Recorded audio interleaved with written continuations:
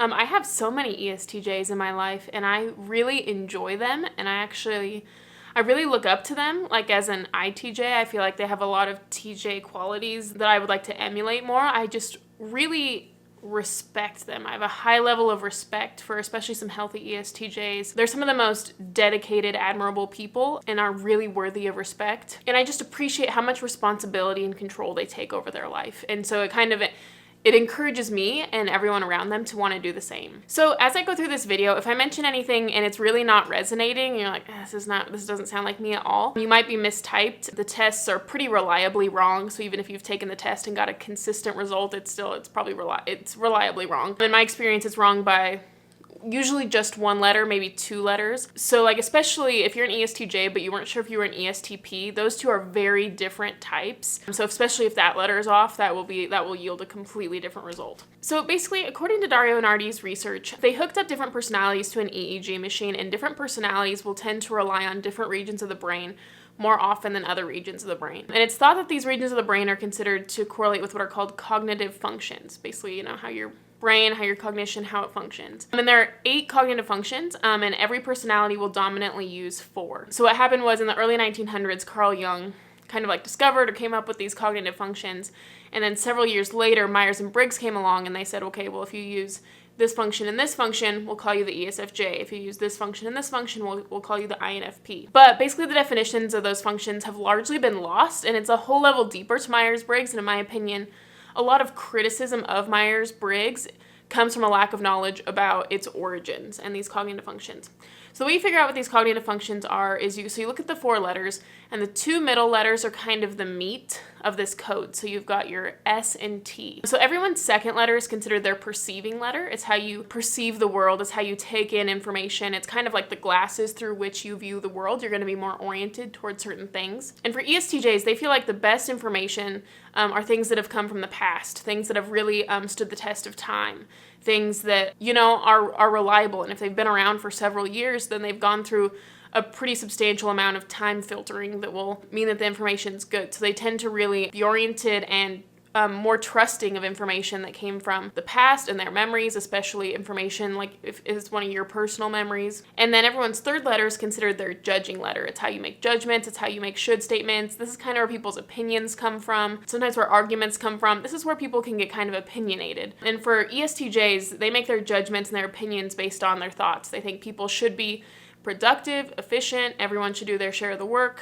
You should try to be the best that you can be, take leadership roles, do the best you can in life. And that's how they think people should operate. So if you're a J, what it means is you show the world your judging letter. It means you show the world your third letter. And when I mean show the world, it means you extrovert your third letter. So J's will extrovert their third letter and introvert their second letter. And P's are the opposite. So that means that you extrovert your thinking, T, so I kind of abbreviate it TE, extrovert your thinking.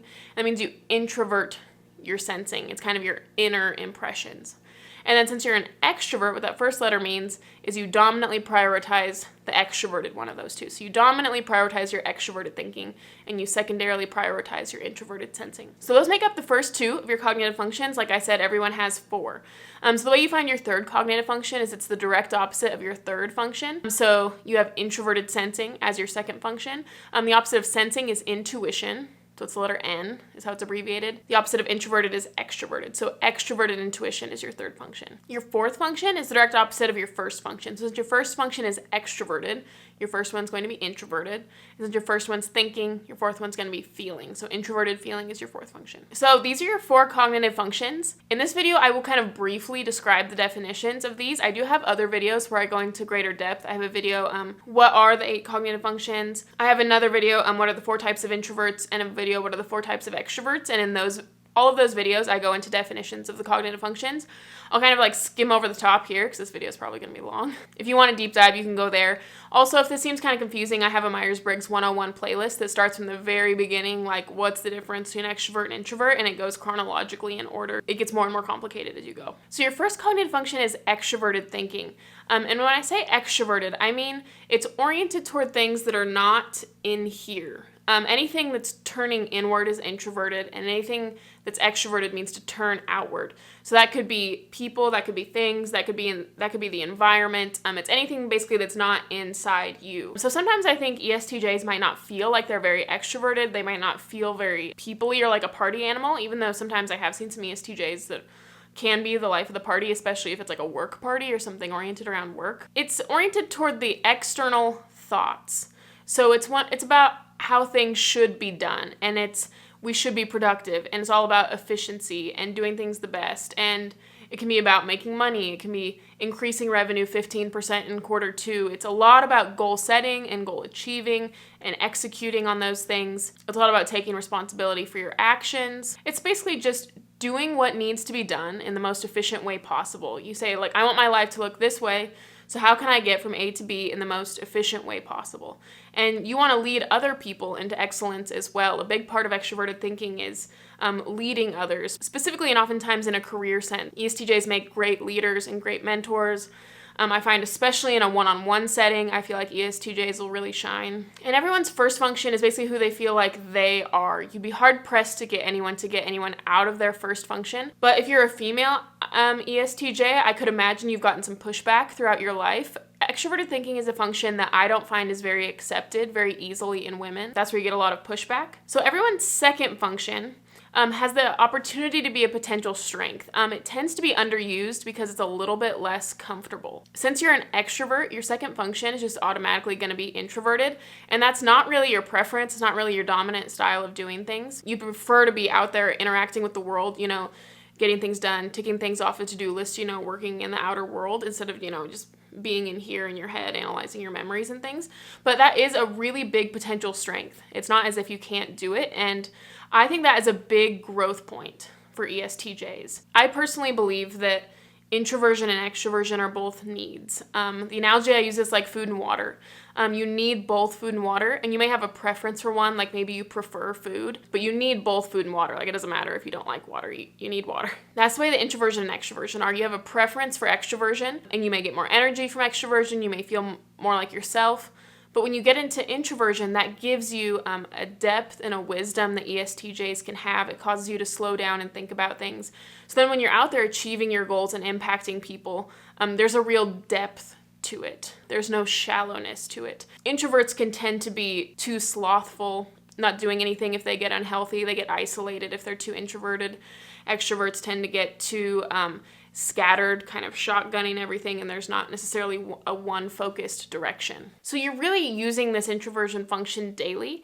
Something you're already doing. It's just a matter of bumping it up a little bit to make you a little bit more of a balanced person and to give you more depth and to really raise the ceiling of what your impact can be. So introverted sensing is all about taking in the senses and processing them in an internal way. It's looking at all of the events that you have encountered and processing them internally. That could be stories you've been told, memories you've been a part of, how a scarf smelt, how this person smiled. It's kind of like a time machine to literally transport you back to the past, and memories feel, viscerally real, and the impact of them is incredibly felt. I mean, you place a huge magnitude on all of your experiences and your memories. Those were all kind of coalescing into the person that you are now. And what you're doing now will become part of that. And it's all just one big chapter in your book. And every experience you've been a part of led you to where you are today. And you're kind of the sum of your experiences.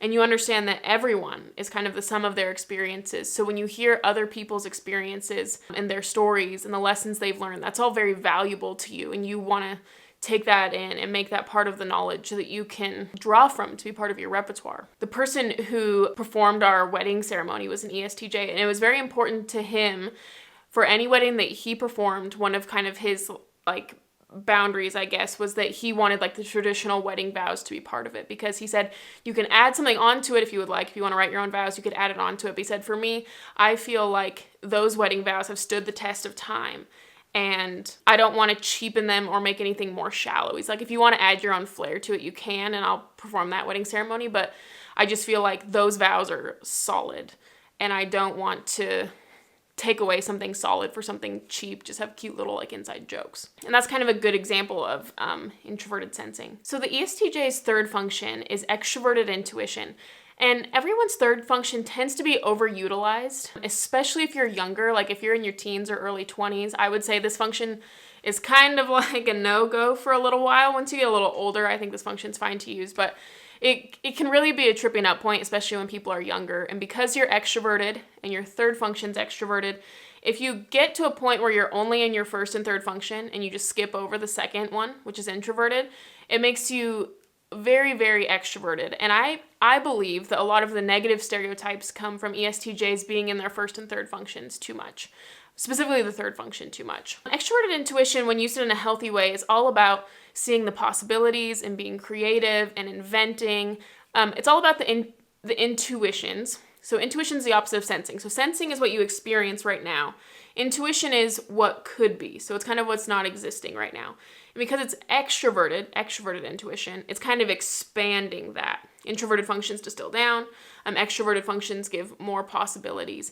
And so it's all about asking what if, what could be, how could we invent, how can we seek novelty. It's very optimistic, it's very bubbly. That's how this function shows up in ENPs. These are people that have dominant extroverted intuition in the first spot. But for ESTJs, what I find if they're unhealthy and they get into this function is it makes them very quick to speak, almost like too quick to speak and quick to criticize. Like I've been under an ESTJ before that was unhealthy. I was doing my job and they came over and they're like, do you need to do this right now? I think you probably need to do this right now. And it had already been done. And they would start micromanaging to where it's like every 5 minutes they're coming over. Have you done this? Are you sure you've done this? It's like, yep, we're good to go. I've done it. Thanks for checking in again. And it just makes them too quick to speak. Whereas if you had a little bit more introverted sensing, you can wait back for a second and give pause and be a little quicker to listen and, realize that other people have stuff handled. It gives you a sense of like being able to step back a little bit. If extroverted intuition was a strength, you'd be more excited and optimistic about the future possibilities. But because it's in the third spot, I think sometimes ESTJs can be kind of pessimistic about the future, where society is going, and it can cause ESTJs to always be on the lookout for threats. Like, how could this go wrong? How could this event go wrong? How could this person not do their job? How could society go wrong in the future? Got that extroverted thinking, it'll cause you to take charge. But if you're seeing the things that go wrong and you want to take charge, it can cause you to butt in too much. I've seen some ESTJs in this function and they take on a lot of responsibility in a lot of different areas of life. So they're like, I knew a mom that was, and she was a teacher, and she just kind of would sign herself up for all these things, and eventually she would just have a breakdown. She would get cold sores. Eventually her body would tell her you need to slow down, you're in too much. And ESTJs have a high standard for how leadership could be done. And since she was on so many committees, she had several leaders above her because she couldn't be head of all these organizations. She would get so frustrated by the lack of efficiency and good leadership, and it was really just causing her to be in a bad mental space. But I think if you get into a little bit more introversion, introverted sensing, that would cause you to spend more time at home, more time with your family. Introverted sensors can be very family oriented. I've known an ESTJ that was a great dad, spent a lot of time with his kids and spent a lot of time mentoring his kids without a sense of you need to do this and be the best athlete. There's a sense sometimes with extroverted thinkers, they want to optimize, they want to be the best, but then there's a sense of wanting to put that on their kids. And so I've seen ESTJs really be really harsh on their kids. That's one thing with extroverted intuition, is it makes you creative, but it can make you harsh in your speech. In a poetic way, and that's not good. I think ESTJs can have the last word in arguments. They're good at arguing, but it can just be brutal and in a poetic way, and that's kind of unfortunate. So the other introverted function that ESTJs have is introverted feeling, and everyone's fourth function tends to be basically turned off. You use it maybe 2% of the time. It's something that you, especially when younger, tend to shut out of your life because it's the direct opposite of your first function. And since you love your first function, it's who you feel like you are. The fourth function is the direct opposite of who you feel like you are. So you're really just not going to participate in that function. But in my opinion, it's good to develop it a little bit more to integrate it. If you're using it 2% of the time, maybe try to use it 10% of the time. Introverted feeling is all about what feels right to me and my beliefs and my convictions and what's the moral thing to do, what's in alignment, what do I feel like I'm meant to do in life. It has a spiritual element. A lot of IFPs are really into prayer and meditating and journaling. It's a very slow function. It hates the idea of like there's a means to an end. It really just wants to do things that are in alignment with its beliefs. And I think if ESTJs don't have a little bit of introverted feeling, they can tend to scam people for the sake of money. So I knew this ESTJ, and he would reach out to people to buy a car on Craigslist. And when they showed up, if the person seemed like they were not knowledgeable, he would point out fake flaws in the car. He would say, oh, this part's wrong, this part's wrong, this part's wrong, that'll devalue it $1,000. And the person would be like, oh, really? And they would just believe him, and they would sell him the car for much cheaper than what it was actually worth. And then he would go around the next week and he would flip it and he would sell it for a lot more. So that's something that is very unlikely, I think, for an ESTJ to do. That does not really sound like an ESTJ. But that's when if you get too much into extroverted thinking and extroverted intuition, you say, how can I make money quickly in kind of a creative way? And then if you get rid of introverted feeling, you're doing it unethically, because introverted feeling can be all about like your ethics and your values. I think introverted feeling is also about like just how do I feel about things? What do I want to do? Like what's fun for me? And I think sometimes like ESTJs could go on vacations and they schedule every single moment of the vacation, and they kind of forget to have fun. Or, they achieve all these accolades in life and they have climbed their way up the ladder and they have achieved so much. And at the end, they didn't enjoy it. They didn't want to do it. So an introverted feeling is just out of their life. They kind of are out of touch with what they want in life. I've been part of a conversation. Someone asked an ESTJ, what do you want in life? And the ESTJ was just basically drawing a blank. They just had no idea of the concept of what do I want? I mean, that was just really a foreign question. It was the question that's more familiar to an ESTJ is, what can I achieve? Not what do I want to achieve, but can I achieve it? Would it make money? And I'll do it if they're too much in extroverted thinking. And so I think it's really important for ESTJs to have maybe like a meditation routine or a journaling routine or a praying routine. Those are ways to get in touch with introverted feeling. And I think, now I'm thinking more about this, I have seen several ESTJs actually posting very, not catastrophic, but somewhat catastrophic things on Facebook politically. They're saying, this is going to be the end of the world. This is really going to be terrible. This is what's going to happen. But if you get into introverted sensing, you can say, you know what, stuff has happened before. Bad leadership has happened before, and we got through it. Worse events in history have happened than what we're dealing with right now and what are coming forward, and we dealt with it. And the way that was helpful to deal with it in the past was this, and I can now bring that forward. And it gives you a sense of optimism, gives you a sense that you have a control over it. There's something meaningful that you can do. It's not too big to handle. You can just take the little responsible steps to get there. The vibe I get from ESTJs is that they're very hardworking. I almost always see them in very nice clothes. I don't think I've ever seen an ESTJ in anything wrinkled. Just nice clothes. I mean, not like expensive, but they look nice without like spending a ton of money on stuff. And they're pretty funny. I don't imagine that many people are talking about ESTJs being funny, but with that extroverted intuition that they have some pretty like inventive jokes. Especially in a work setting, they're great. They have such longevity in their relationships, especially when they're healthy. I mean, they're the type of people that will be there for you for years. If you move away, they'll keep up with you. And that's so nice about introverted sensing. It really gives a sense of longevity and loyalty to relationships. And that's something I really admire about ESTJs. I randomly see them wearing a lot of dark blue. I can think of a lot of dark blue and dark gray that I can see them wearing. They're also super competitive. I have been on teams with them, like a sporting game or something. They are so competitive. They will strategize the heck out of it. They will make sure every call is correct. They're the type of people, if they thought a call was wrong, they will argue with the ref for sure. Usually very nice houses, like the lawn's taken care of, the house is taken care of, like things are in tip-top shape. Their kids are usually well behaved, like in a very responsible way.